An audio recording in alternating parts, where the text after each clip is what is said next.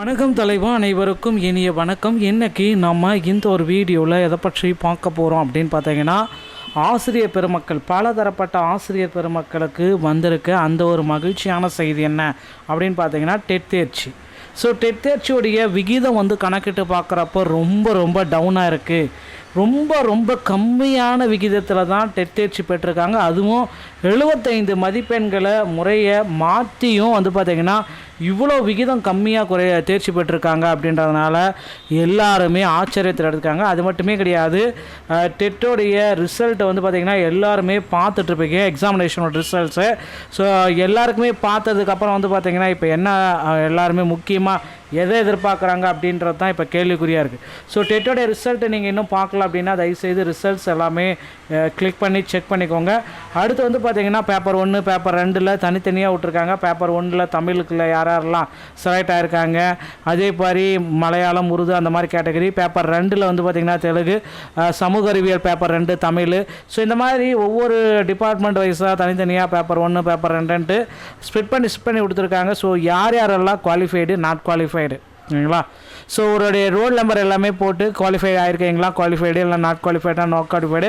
So கிட்டத்தட்ட நமக்கு not qualified persons பார்த்திங்க அப்படின்னா அதிக அளவில் பார்த்திங்கன்னா தேர்ச்சி பெற்றவர்களுடைய எண்ணிக்கை கம்பேர் பண்ணுறப்ப தோல்வியடைந்த ஒரு எண்ணிக்கை அதிக அளவு இருக்குங்க. ஸோ டிஎன் டெட்டோடைய தாளில் பார்த்திங்க அப்படின்னா மொத்தமாகவே தாள் 1ல் 49% தான் தேர்ச்சி விகிதம், 51% தேர்ச்சி பெறாதவர்கள். தேர்வில் பங்கேற்றவர்கள் அப்படின்னு பார்க்குறப்ப 99,072 பேர் தான். ரொம்ப லீஸ்ட்டாக போயிடுச்சு.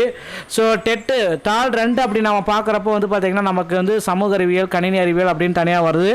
ஸோ இதில் பார்த்திங்க அப்படின்னா மொத்தமாகவே தேர்ச்சி விகிதம் சமூக அறிவியலில் 22%, 72% தோல்வி. கணித அறிவியலில் 38% தேர்ச்சி விகிதம், 61% தோல்வி. தாள் 2 மற்றும் சராசரி விகிதம் 2 பாடப்பிரிவுகளையும் சேர்த்து சுமார் 70% பேர் தேர்ச்சி பெறவில்லை அப்படின்றது தான் இப்போ இருக்கிற ஒரு மிக முக்கியமான விஷயம். ஸோ இந்த டெட் தேர்வை பொறுத்த வரைக்கும் தேர்ச்சி பெறாதவர்களுடைய விகிதம் பார்த்திங்கன்னா அதிக அளவில் இருக்குது. இதில் 75 மார்க் பேசிக்.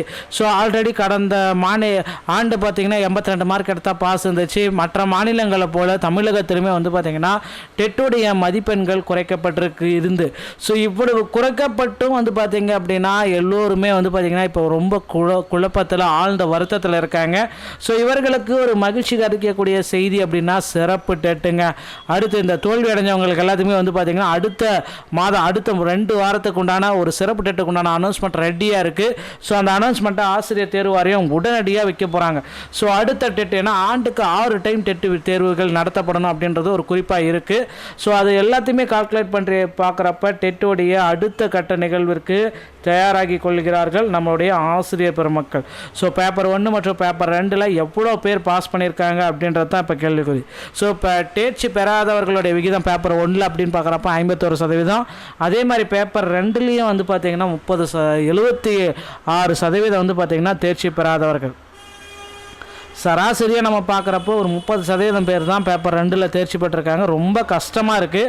ஸோ கடின உழைப்பு தான் உங்களுக்கு பார்த்திங்கன்னா வெற்றிக்கு வழி. அடுத்தடுத்த தேர்வுகளில் தயாராகிக்கோங்க. தேர்ச்சி மதிப்பெண்கள் குறைக்கப்பட்ட போதிலும் தாள் 2ல் 75 பேர் பார்த்திங்கன்னா தேர்ச்சி பெறாதது பயிற்சியின் முக்கியத்துவம். ஸோ கண்டிப்பாக உங்களுடைய பயிற்சி இன்னும் அதிகரித்தா மட்டும்தான் உங்களால் முடியும். 2026ல் 2-3 வாய்ப்புகள் கண்டிப்பாக இருக்குது. வருடாந்திர திட்டத்தின்படி 2026ஆம் ஆண்டில் 2 டெட் தேர்வுகள் நடத்தப்படும் அப்படின்றத குறிப்பிட்டிருக்காங்க. ஸோ மனம் தளர வேண்டாம். குறைந்த மதிப்பெண்கள் வாய்ப்பு இழந்தவர்கள் வரவிருக்கும் தேர்வுகளில் கவனம் செலுத்தி எளிதாக வெற்றி பெற வாழ்த்துக்களை நம்ம கூறுறாங்க. ஸோ கண்டிப்பாக அடுத்தடுத்து பார்த்திங்கன்னா சிறப்பு டெட்டு, அடுத்த டெட்டு அதில் எல்லாத்துலேயுமே பார்த்திங்கன்னா ரெடி ஆகிக்குவாங்க மக்களே. இந்த ஒரு வீடியோ பிடிச்சிருந்தா நம்ம சேனலோட இருந்திருக்கு. மீண்டும் நலத்தோடு நான் உங்களை சந்திக்கிறேன். நன்றி, வணக்கம், தேங்க்யூ.